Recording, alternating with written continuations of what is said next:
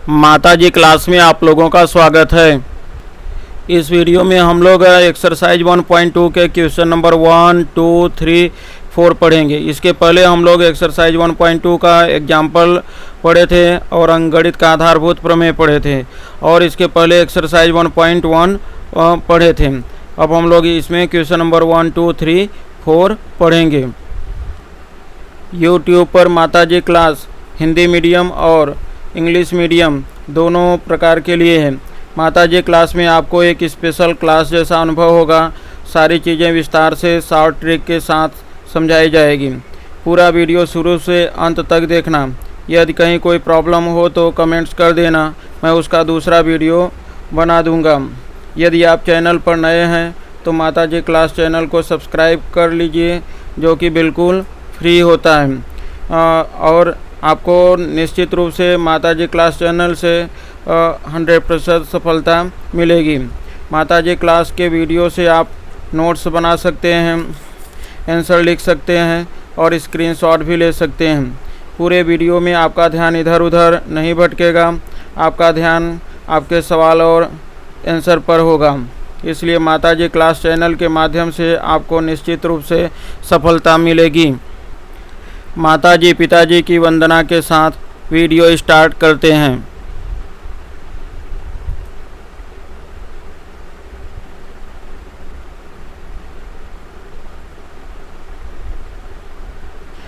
Express each number as a product of its prime factor. निम्नलिखित संख्याओं को अभाज्य गुणनखंडों के गुणनफल के रूप में व्यक्त कीजिए। तो इसमें पहला 140, 140, 156 और यह 3825, यह 5005 और यह 7429। तो इनका हम लोगों को अभाज्य गुणनखंडों के गुणनफल के रूप में लिखना होगा। जैसे 140 का वही प्राइम फैक्टर करना है, तो सबसे पहले हम लोग यहाँ पे 140 ऐसा लिख लेंगे। 140, अब यह 140 देख रहे हैं कि किसे कट जाएगा, यह 2 से डिवाइड हो जाएगा। 2 से डिवाइड होगा तो यह मालूम है 2 से 1 जा 14 हो जाएगा, तो यह 70 आ गया। अब यह जो 70 है यह भी 2 से कट जाएगा, तो यह 2 3 जा यह 6 हो जाएगा, और यह 2 5 जा 10। अब यह 3 से भी नहीं कटेगा, 2 से भी नहीं कटेगा, अब यह 5 से कट जाएगा, तो यह 5 7 जा, अब ये इसके बाद यह 7, अब यहाँ पे 1 आ जाएगा। तो इस तरह से इसका जो प्राइम फैक्टर होगा अभाज्य गुणनखंड, यह 2 गुणा 2 गुणा 5 गुणा 7 मतलब 2 घात 2 गुणा 5 गुणा 7 हमको प्राप्त हो जाएगा। इसे ऐसा भी समझ सकते हैं कि जैसे सबसे पहले 140 को 2 से डिवाइड कर दिया तो 70 आ गया, फिर 2 से डिवाइड किया 35 आ गया, फिर 5 से डिवाइड किया 7 आ गया, फिर 7 से डिवाइड किया 1 आ गया। इसके बाद में इनको हम लोग अभाज्य गुणनफल के रूप में लिख सकते हैं। तो जैसे यहाँ पे प्रोडक्ट ऑफ प्राइम फैक्टर, तो प्राइम फैक्टर 2, 2, 5, 7 आ गया। तो यहाँ पे देखो यह 2 × 2 × 5 × 7 यह हमको फाइंड हो गया है। अब इसमें हम यह देख रहे हैं कि यहाँ पे जो प्राइम फैक्टर है तो इसे यहाँ पे 2 पावर 2 × 5 × 7 भी लिख सकते हैं। तो इस तरह से यह लास्ट में यह आंसर इसका प्राप्त हो गया, यह 2 पावर 2 × 5 × 7 फाइंड हो गया। इसी तरह से अब हम लोग 156 को हल करेंगे। तो 156 में सबसे पहले इसका टेबल बना लिया, फिर यह 156 2 से कट जाएगा, तो 2 से डिवाइड कर देंगे। तो 2 से डिवाइड करेंगे, 2 से 1 जा 14 हो जाएगा, 1 बचेगा 1 16, तो 2 8 जा 16। फिर यह 2 से डिवाइड कर देंगे, 2 से डिवाइड करेंगे तो 39 आ जाएगा, और फिर यह 39 3 से डिवाइड हो जाएगा, तो 3 से डिवाइड करेंगे तो 13 आ जाएगा, और यह जो 13 होगा तो यह 13 से डिवाइड करेंगे तो यह 1 आ जाएगा। तो इस तरह से यह 156 का जो प्राइम फैक्टर होगा 2 × 2 × 3 × 13, इसको प्राइम फैक्टर के मल्टीपल में या गुणनखंड के रूप में लिख सकते हैं।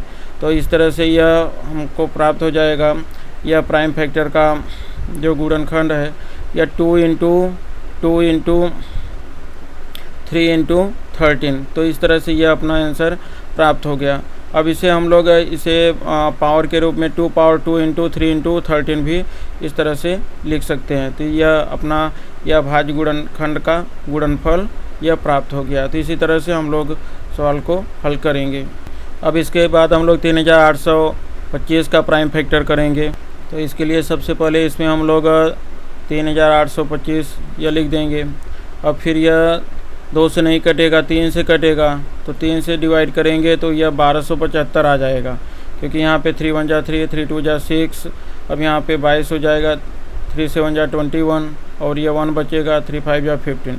अब इसके बाद फिर हम लोग इसको देख रहे हैं कि यह 3 से फिर से कट जाएगा, 3 से पुनः इसको डिवाइड करेंगे तो यह आ जाएगा 425। जो 425 नंबर होगा यह अब 5 से कटेगा, क्योंकि अब यह 3 से नहीं कटेगा, तो यह 5 से डिवाइड करेंगे तो यह 85 आ जाएगा, 5 8 यह 40 हो जाएगा, 5 5 25।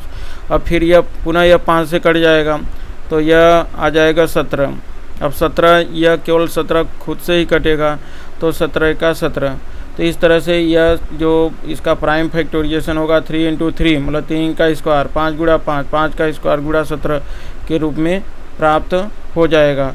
तो इस तरह से हम यह देख रहे हैं कि इसका जो प्राइम फैक्टर होगा भाज्य गुणनखंड का गुणनफल होगा, तो इसे हम लोग अब यहाँ पे लिख सकते हैं इसको 3 इंटू 3, 5 इंटू 5 इंटू 17।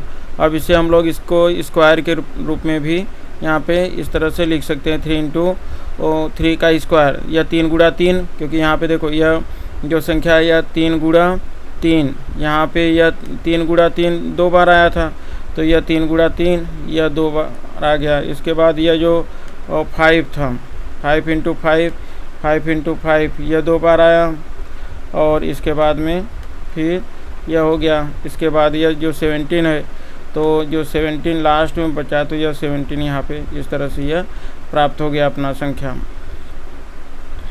इस तरह से यह इसका आंसर हमको प्राप्त हो गया। अब इसके बाद हम लोग 5005 को सॉल्व करेंगे इसका प्राइम फैक्टर। तो 5005 देखेंगे यह डायरेक्ट 5 से ही कटेगा, तो यह 5 से कटाएंगे तो 1001 आ जाएगा। अब 1001 यह 7 से कटेगा, तो 7 से कटाएंगे तो यह 143 आ जाएगा, और इसके बाद में फिर यह 11 से कट जाएगा, तो 11 से कटेगा तो इसके बाद यह 13 आ जाएगा। अब भाग दे के देखेंगे तो यह 11 का 11, अब यहाँ 3 बचेगा 33, 11 3 33, फिर यह 13 से कट जाएगा, 13 से कटेगा तो यह 1 आ जाएगा। तो इस तरह से यह 5005 का जो प्राइम फैक्टर होगा 5 गुणा 7 गुणा 11 गुणा 13, तो इसे हम लोग इस तरह से भी लिख सकते हैं। जो इसका प्राइम जो अभाज्य गुणनखंड का गुणनफल होगा वो 5 गुणा 7 गुणा 11 गुणा 13 के रूप में यह आ जाएगा। तो इस तरह से यह इसका आंसर प्राप्त हो जाएगा, क्योंकि इसमें कोई संख्या इस तरह से है नहीं कि यह 2 बार आई हो या 3 बार। तो इस तरह से इसका आंसर 5 गुणा 7 गुणा 11 गुणा 13 हो जाएगा। अब हम लोग यह 7429 को हल करेंगे। तो 7429 का हम लोग सबसे पहले गुणनखंड करेंगे। तो इसका गुणनखंड देखेंगे कि यह स्टार्टिंग में इसका गुणनखंड 17 होगा। 17 से पहले यह किसी भी नंबर से नहीं कटेगा, तो 17 से जब यह डिवाइड करेंगे भाग देंगे तो 437 आ जाएगा, क्योंकि 17 चौका 68 हो जाएगा, तो 68 यह 6 बचेगा, तो यह 62, तो 17 3 51, इसके बाद यह फिर 7 बार में यह कट जाएगा। तो इसके बाद में फिर यह जो नंबर होगा यह 19 से कटेगा, तो 19 से डिवाइड करेंगे तो यह 23 आएगा, और इसके बाद में फिर से यह जो 23 नंबर होगा तो 23 खुद से ही कटेगा। तो इस तरह से इसका जो प्राइम फैक्टर होगा भाज्य गुणनखंड यह 17 गुणा 19 गुणा 23 आ जाएगा।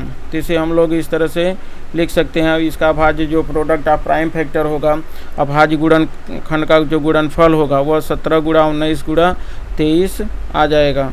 तो इस तरह से इसका जो आंसर होगा 17 गुणा 19 गुणा 23 यह प्राप्त हो जाएगा। तो इस तरह से यह इसका आंसर हो गया। तो इसमें केवल आपको यह ध्यान रखना है कि किस प्राइम नंबर से यह कटता है, तो उसे डिवाइड करके तो उसको आपको लिख देना है। अब यह question number 2, find the LCM and HCF of following pair of integers and verify that. जैसे पहले तो इनका एलसीएम और एचसीएफ फाइंड करना है, इसके बाद वेरीफाई करना है कि उनका एलसीएम और एचसीएफ का जो गुणा होगा वह product of the two numbers, जो दोनों नंबर होंगे उनके प्रोडक्ट उनके मल्टीप्लाई के बराबर होगा। तो जैसे इसमें सबसे यहाँ पे भी है एलसीएम एचसीएफ ज्ञात करके दोनों संख्याओं का गुणा करो और देखो कि वह एचसीएफ और एलसीएम के गुणा के बराबर है कि नहीं। तो इसमें पहला यह 26 और 91 है, 510 और 92 है। इसी तरह से इसमें एक और क्वेश्चन यह 336 और 54 को हल करेंगे। तो इसमें सबसे पहले हम लोग इनका एलसीएम और एचसीएफ प्राइम फैक्टराइजेशन से ज्ञात करेंगे। तो सबसे पहले हम लोग इनका प्राइम फैक्टराइजेशन 26 तो 2 से कटेगा, तो 2 से जब डिवाइड करेंगे तो 13 यह आ जाएगा। फिर यह जो 13 होगा अब केवल 13 से ही कटेगा, तो यह इस तरह से यह 2 गुणा 13 आ जाएगा। अब इसके बाद में फिर 91 यह कट जाएगा 7 से जब डिवाइड करेंगे तो इसको 13 से 91 13 आ जाएगा। तो अब यह जो 13 से भी यह कटेगा तो यह 1 आ जाएगा। इस तरह से इसमें इनका जो जैसे जो 26 आया तो 26 को 2 गुणा 13 लिख सकते हैं, और इसके बाद जो 91 है तो 91 को हम लोग लिख सकते हैं 7 गुणा 13। तो इनका जो एचसीएफ होगा तो एचसीएफ में तो आप देख रहे हैं कि यह जो 13 है तो 13 दोनों में है, तो इसका एचसीएफ यही 13 हो जाएगा। और जो एलसीएम होगा यह 13 दोनों में है तो यह 13 एक बार, इसके बाद 2 गुणा 13 गुणा 7, इस तरह से 2 गुणा 7 गुणा 13 इसका एलसीएम आ जाएगा।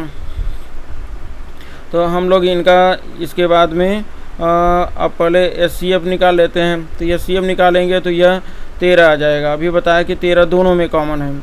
तो इसके बाद में फिर एलसीएम ज्ञात करेंगे।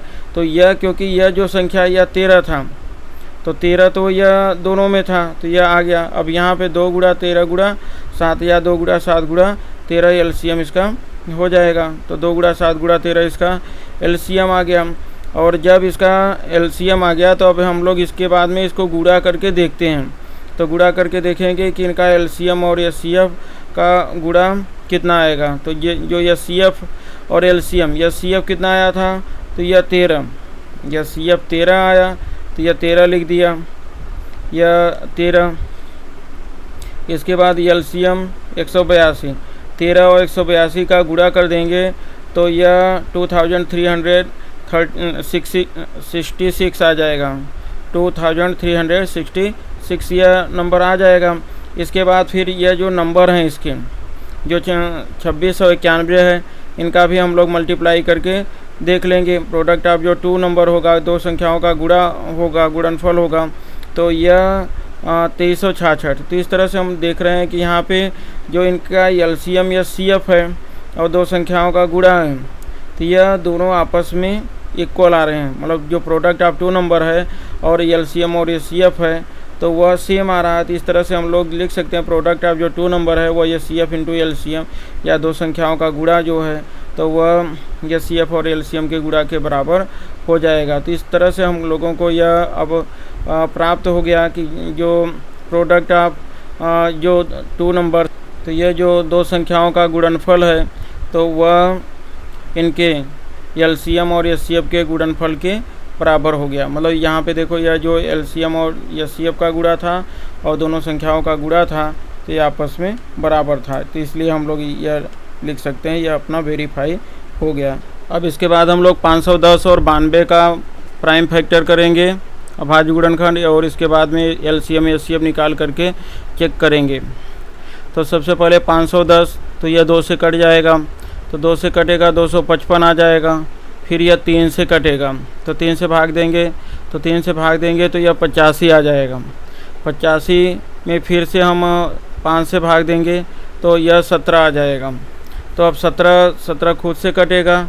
तो इस तरह से इसका जो फैक्टर होगा 2 गुणा 3 गुणा 5 गुणा 17 आ जाएगा। इसके बाद 92 का हम लोग फैक्टर कर लेते हैं। तो 92 का फैक्टर करेंगे तो यह 2 से कट जाएगा तो यह हो जाएगा 46। फिर यह 2 से कटेगा तो यह 23 आ जाएगा। फिर यह 23 खुद से कटेगा तो 1 आ जाएगा। तो इस तरह से जो 510 होगा तो 510 का जो फैक्टर होगा 2 गुणा 3 गुणा 5 गुणा 7 लिख सकते हैं। इसके बाद जो 92 है तो 92 को 2 गुणा 2 गुणा 23 लिख सकते हैं। अब इसका हम लोग यहाँ पे यह CF ज्ञात कर लेंगे। तो यह CF में देख रहे हैं कि जो 2 है, 2 दोनों में ही कॉमन है। यहाँ पे जो 2 संख्या है दोनों में कॉमन है और कोई संख्या दोनों में कॉमन नहीं है, क्योंकि 2 यहाँ पे एक बार है इसमें और इसमें 2 बार है तो 2 केवल आएगा। और यह बाकी यह 3 यहाँ पे नहीं है, 30 है, 5 17 या तो इस तरह से इसका यह CF जो है यह 2 आ जाएगा। और LCM जो होगा 2 गुणा 3 गुणा 5 गुणा 17 गुणा 23 हो जाएगा। तो इस तरह से इनका हम लोग अब सबसे पहले यह CF ज्ञात कर लेते हैं। तो यह CF यह 2 आ जाएगा। तो 2 आने के बाद इसका फिर LCM में यह 2 गुणा 2 2 बार, फिर इसके बाद यह 3 गुणा 5 गुणा 17 गुणा 23 तो यह आ जाएगा 23,460। तो अब फिर इसमें LCM और SCF जो है उनके मल्टीप्लाई कर देते हैं।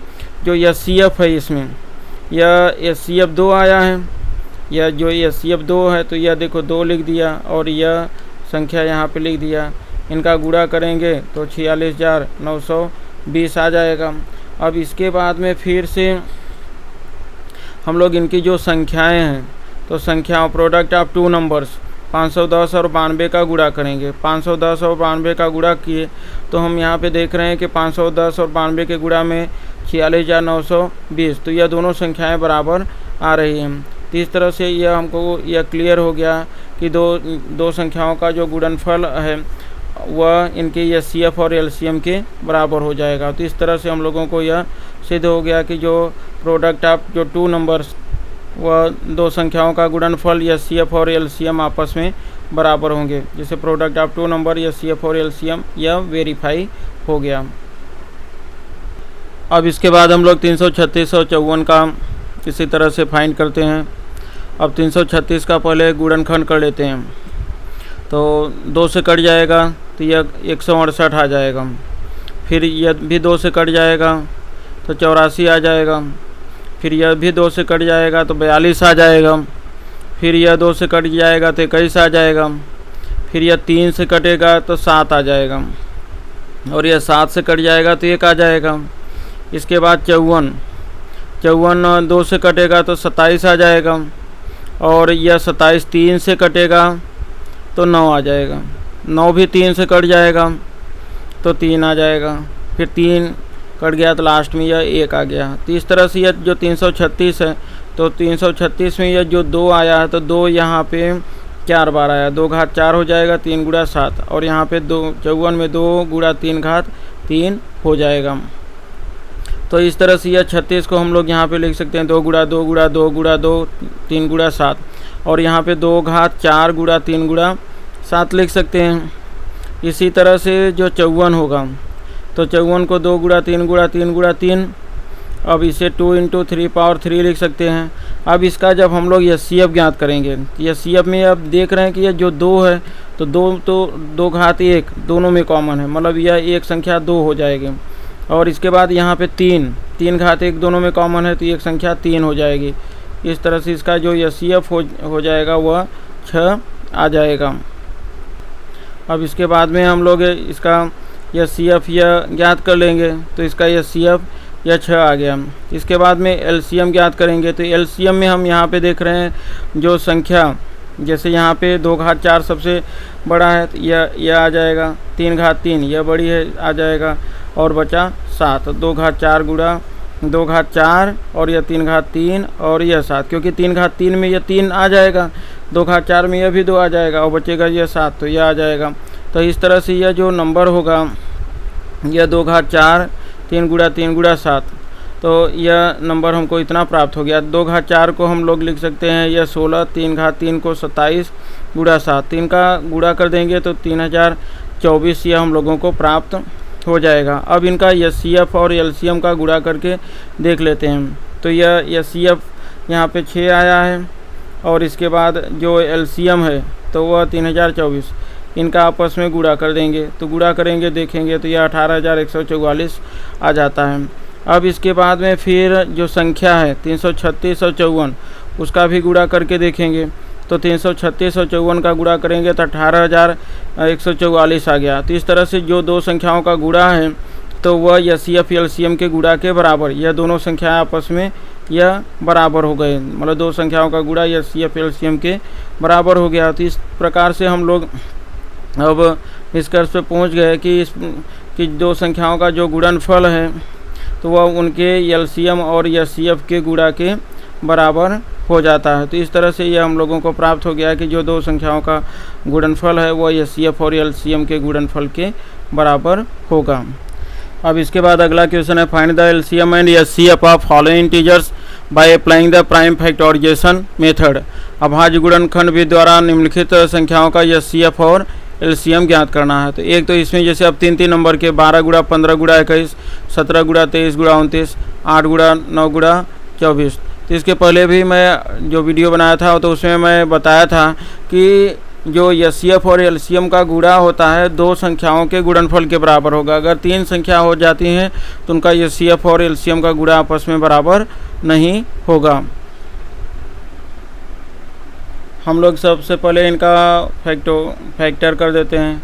तो जो 12 है तो ये 2 से कट जाएगा तो 2 छंग 12 हो जाएगा। फिर यह 2 से कटेगा तो 2 तिहाई 6 आ जाएगा। फिर यह 3 से कटेगा तो यह 1 आ जाएगा। तो इस तरह से 12 का फैक्टर जो गुणनखंड है वह 2 गुणा 2 गुणा 3 आ गया। इसके बाद 15 का तो यह 3 से कट जाएगा, 3 पचे 15। फिर 5 से यह कट जाएगा, 1 हो जाएगा। अब इसके बाद जो 21 होगा 21, तो यह 3 से कटेगा, 2 से कटेगा नहीं। तो यह 3 से कटेगा तो 7 आ जाएगा। और फिर यह 7 भी कट जाएगा तो यह 1 आ जाएगा।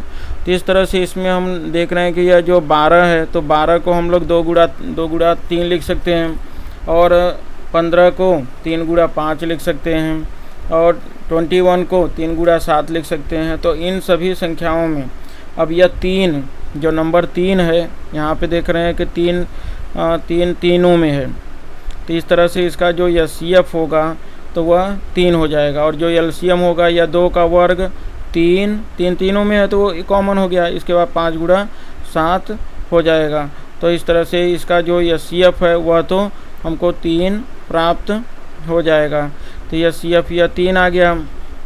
इनके बाद में फिर इसका जो एलसीएम होगा 12, 15 और 21, 21 का एलसीएम 2 गुणा 2, क्योंकि यह जो 2 गुणा 2 यह 2 बार आया है, 2 गुणा 2। इसके बाद यह 3, तो यह 3 हो जाएगा। इसके बाद 5 गुणा 7, यह 420 इस तरह से आ जाएगा। तो अब इनके बाद में फिर यह तो यह आंसर हम लोगों को प्राप्त हो गया। और इसमें यह ध्यान रखना कि अगर यह तीनों संख्याओं का गुणा करेंगे और इनके एलसीएम और एचसीएफ का गुणा करेंगे तो यह बराबर नहीं आएगा। यह मैं इसके पहले के एग्जाम्पल में जो वीडियो इसके पहले का जो वीडियो बनाया था उसमें बता दिया था। अब इसी तरह से हम लोग 17, 23 और 29 का 17 तो यह प्राइम नंबर है, ये तो यह 17 ही हो जाएगा, या 23 हो जाएगा, या 29 हो जाएगा। तो इस तरह से इनका जो एचसीएफ है इसमें कोई भी संख्या कॉमन नहीं हो रही थी, इसलिए इनका एचसीएफ 1 हो जाएगा। क्योंकि इसमें कोई भी संख्या कॉमन नहीं हो रही है तो यह 1 हो जाएगा। और तो इस तरह से इनका जो एचसीएफ होगा यह 1 आ जाएगा। इसके बाद इनका जो एलसीएम होगा इन तीनों का हम लोग मल्टीप्लाई कर देंगे। जो तीनों संख्याएं हैं तो इनका मल्टीप्लाई कर देंगे, 17 गुणा 23 गुणा 29। तो इस तरह से यह 11,339 तो इनका एलसीएम हो जाएगा। तो इस तरह से यहाँ पे इसका आंसर यह हम लोगों को प्राप्त हो जाएगा। अब इसके बाद 8, 9 और 25 का हम देखेंगे। तो 8 तो यह 2 से यह डिवाइड हो जाएगा। फिर 4 आएगा तो 4 भी 2 से डिवाइड हो जाएगा। तो फिर यह 2 तो यह 1 आ गया। तो इस तरह से 2, 2, 2 हो जाएगा। फिर 9 का 9 3 से यह डिवाइड होगा। तो फिर यह 3 भी तो यह डिवाइड होकर यह 9 का 3 × 3 आ गया। इसके बाद 25 यह 5 से डिवाइड हुआ तो यह आ गया। तो इस तरह से हम यहाँ पे देख रहे हैं जो 8 होगा तो ये 2 × 2 × 2 हो जाएगा, और जो 9 है 3 × 3 हो जाएगा, और यह 5 × 5। तो इस तरह से इसमें भी कोई भी नंबर कॉमन नहीं हो रहा है। यहाँ पे इसमें 2 है, इसमें 3 है, इसमें 5 है, कोई भी नंबर कॉमन नहीं हो रहा है। तो इसलिए इसका जो एचसीएफ होगा तो वह आ जाएगा आ जाएगा 1। तो इस तरह से इसका जो एचसीएफ है तो वो हम लोगों को 1 प्राप्त हो जाएगा। और एलसीएम जो होगा तो यह 2 गुणा 2, 2 का 3 बार गुणा, 3 का 2 बार गुणा, 5 का 2 बार गुणा। तो इस तरह से यह पूरा गुणा करेंगे तो 1800 हम लोगों को प्राप्त हो जाएगा। इस तरह से इसका जो एलसीएम है वो 1800 और एचसीएफ 1 आ जाएगा। यह अब क्वेश्चन नंबर 4 जो कि आपके एग्ज़ाम के लिए बहुत ही इम्पोर्टेंट है। Given that HCF 306 and 657 equal to 9, find LCM. तो यह 2 नंबर यहाँ पे जो 306 और यह 657 यह 2 नंबर हैं, उनका एचसीएफ दिया है तो एलसीएम ज्ञात करना है। तो इसके लिए हम लोग फार्मूले का उपयोग करके आसानी से ज्ञात कर लेंगे, क्योंकि अगर हम लोग इनका अलग अलग वैल्यू या फाइंड करेंगे तो टाइम लगेगा, इसलिए हम लोग डायरेक्ट फार्मूले से इसको ज्ञात करेंगे। तो जैसे सबसे पहले हम लोग इसमें हमको मालूम है कि एचसीएफ या 9 दिया गया है, तो और जो फार्मूला होता है यह जो फार्मूला है तो 2 संख्याओं a और b का गुणनफल एचसीएफ और एलसीएम के गुणनफल के बराबर। तो यहाँ a बराबर 306, जो a का मान होगा तो वह 306 है और b का मान 657 है। तो 300 और इनका हमको एचसीएफ दिया हुआ है तो एलसीएम बराबर 2 संख्याओं का गुणनफल अपान में यह एचसीएफ हो जाएगा। इस तरह से यहाँ पे पहले यह एचसीएफ ए की जगह 306, बी की जगह 657, तो यहाँ पे यह लिख दिया। और यहाँ पे गुणनफल 306 और 657 इनका आपस में गुणनफल लिख दिया। तो इस तरह से यह 306 और 657। तो अब इनके बाद में फिर हमको ज्ञात करना है इनका एलसीएम। तो एलसीएम ज्ञात करेंगे तो जो एचसीएफ होगा यह अपान में आ जाएगा और 306 657 का जो एचसीएफ है वह 9 हमको पहले से मालूम है, तो इसके अब अपान में 9 लिख देंगे। तो यह 9 लिख दिए। अब यह 9 से इसको कट कर देंगे, यह 9 से इसको कट करेंगे तो 9 3 27 आ जाएगा, 3 9 4 36, तो यह 34 आ जाएगा। तो इस तरह से 34 गुणा 657, तो 34 गुणा 657, तो इनका आपस में गुणा कर देंगे तो हम लोगों को एलसीएम प्राप्त हो जाएगा। तो इस तरह से हम यहाँ पे देख रहे हैं कि यह आसान तरीके से यह फार्मूले का यूज करके हम लोग ज्ञात कर लेंगे कि जैसे जिस संख्या का अगर ज्ञात करना है तो और बाकी जो दी गई संख्या वो अपान में, अगर यहाँ पे एलसीएम दिया होता है एचसीएफ ज्ञात करना होता है, एचसीएफ यहाँ होता है और एलसीएम अपान में आता, लेकिन यहाँ पे एचसीएफ दिया है तो यह एचसीएफ 9 रख दिए, डिवाइड कर दिए, तो इस तरह से यह संख्या हमको प्राप्त हो गई। तो इनका आपस में फिर हम मल्टीप्लाई कर देंगे। तो मल्टीप्लाई करने के बाद में यह 22,338 यह आंसर हम लोगों को प्राप्त हो गया। थैंक्स फॉर वाचिंग माताजी क्लास। इस एक्सरसाइज के बाकी जो क्वेश्चन नंबर 5 6 7 है तो अब इस वीडियो के बाद में मैं वीडियो बनाऊंगा, इसलिए यह माताजी क्लास को सब्सक्राइब कर लेना, क्योंकि यह एकदम फ्री होता है, इसका कोई आपको चार्ज नहीं लगता है। तो यह आप सब्सक्राइब कर लेना और वीडियो को लाइक कर देना और अपने दोस्तों में शेयर कर देना, जिससे ज़्यादा से ज़्यादा उनको भी लाभ मिल सके। माताजी क्लास। थैंक्स।